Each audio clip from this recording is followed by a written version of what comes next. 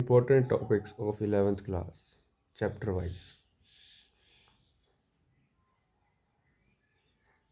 तो chapter one numerical on molarity, molality, mole fraction, empirical formula, molecular formula, calculation पे आ सकता है, composition पे आ सकता है, कंपोजिशन न्यूमेरिकल फाइंड करना, फिर सिग्निफिकेंट फिगर्स, फिर चैप्टर टू में प्लैंक्स थ्योरी, फिर de Broglie wavelength, orbital orbital difference में, क्वांटम नंबर पर, electron configuration and Heisenberg uncertainty principle पर न्यूमेरिकल।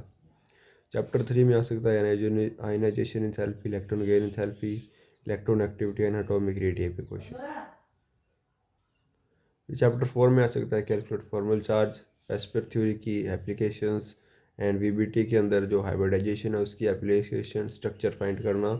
5 नंबर का क्वेश्चन आता है इसमें, और एमओटी के अंदर भी 5 नंबर का क्वेश्चन आएगा, वो भी आप अच्छे से कर लीजिएगा। फिर थर्मोडाइनमिक्स में न्यूमेरिकल आ जाते हैं, work done gives energy, feasibility of reaction पर। फिर आता है फर्स्ट लॉ पर न्यूमेरिकल्स, और फिर चैप्टर सिक्स है उसके अंदर न्यूमेरिकल प्रॉब्लम है, पीएच कैलकुलेशन, कैलकुलेशन ऑफ के सी के P and gives energy feasibility पर क्वेश्चन आते हैं।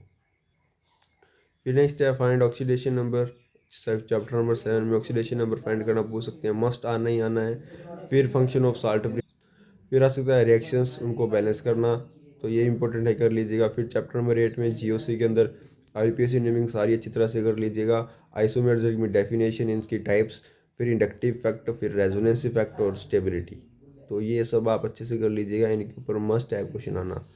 और फिर चैप्टर नंबर 9 है उसके अंदर ओल्ड नेमिंग रिएक्शन, जितनी भी नेमिंग रिएक्शन है वो सारी आपने कर लेनी है। एरोमेटिसिटी के बारे में जो हक्कल रूल है वो भी आपने अच्छे से कर लेना है। फिर कुछ कन्वर्जन दी गई होंगी बुक के अंदर, तो वो भी आप अच्छे से कर लीजिएगा। Thanks, have a nice day.